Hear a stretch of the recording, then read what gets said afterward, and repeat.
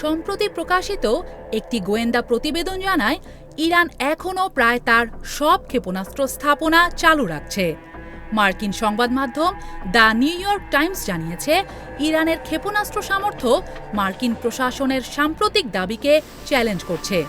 যুক্তরাষ্ট্রের president Donald Trump দাবি করেছেন, আমেরিকা ও ইসরায়েলি হামলায় ইরানের সামরিক ক্ষমতা প্রায় ধ্বংস হয়ে গেছে। তবে নতুন গোয়েন্দা রিপোর্ট এই দাবিকে ভুল প্রমাণ করছে।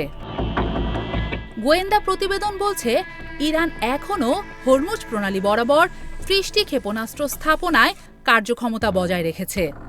এই স্থাপনাগুলো মার্কিন যুদ্ধজাহাজ ও ট্যাঙ্কার লক্ষ্য করতে সক্ষম, যা আন্তর্জাতিক জ্বালানি সরবরাহে বড় প্রভাব ফেলতে পারে। এছাড়া ইরান তার মোবাইল ক্ষেপণাস্ত্র লঞ্চার এবং প্রাক যুদ্ধ স্টক পাইলের প্রায় ৭০% সংরক্ষণ করেছে। ভূগর্ভস্থ বহু সামরিক স্থাপনাও পুনরায় সক্রিয় হয়েছে। এই মূল্যায়ন ট্রাম্প প্রশাসনের সেই বক্তব্যকে প্রশ্নবিদ্ধ করছে, যেখানে বলা হয়েছিল ইরানের সামরিক অবকাঠামো কার্যত গুঁড়িয়ে দেওয়া হয়েছে। বিশ্বের অন্যতম গুরুত্বপূর্ণ জ্বালানি বাণিজ্য পথ হরমুজ প্রণালী। বিশ্বের মোট ব্যবহৃত প্রায় ২০% তেল ও এলএনজি বাণিজ্য এই প্রণালী দিয়ে হয়। ইরান এ অঞ্চলে শত্রু জাহাজ প্রবেশ বন্ধ করার ক্ষমতা ব্যবহার করতে পারে এবং পাঠানো জাহাজ থেকে টোল আদায় করতে পারে। এই পথের ওপর ইরানের সামরিক নিয়ন্ত্রণ বা হামলার সক্ষমতা বজায় থাকলে আন্তর্জাতিক তেলের বাজার অস্থিতিশীল হতে পারে, জ্বালানির দাম বেড়ে যেতে পারে, মার্কিন ও মিত্র যুদ্ধজাহাজ ঝুঁকিতে পড়তে পারে, বৈশ্বিক বাণিজ্য ব্যাহত হতে পারে। ইরানের সামরিক কৌশল দীর্ঘদিন ধরেই বিক্ষিপ্ত ও মোবাইল প্রতিরক্ষা ভিত্তিক, অর্থাৎ ক্ষেপণাস্ত্র লঞ্চারগুলো মোবাইল, অনেক ঘাঁটি পাহাড় ও ভূগর্ভে নির্মিত, দ্রুত মেরামত ও পুনরায় মোতায়েনের সক্ষমতা রয়েছে এগুলোর। এ কারণে বিমান হামলায় ক্ষতি হলেও পুরো নেটওয়ার্ক ধ্বংস করা বেশ কঠিন।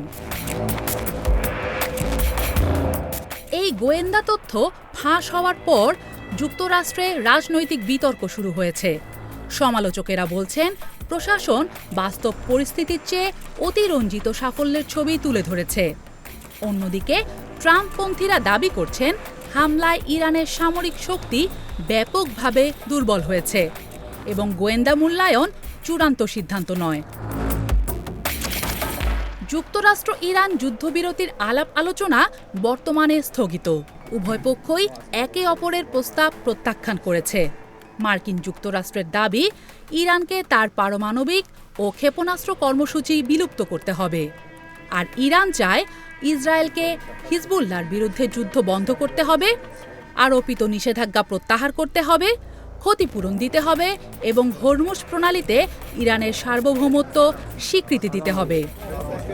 মার্কিন যুক্তরাষ্ট্রের দাবি ও গণমাধ্যমের প্রতিবেদনের মধ্যে পার্থক্য কূটনৈতিক কার্যক্রম ও জনমত প্রভাবিত করতে পারে।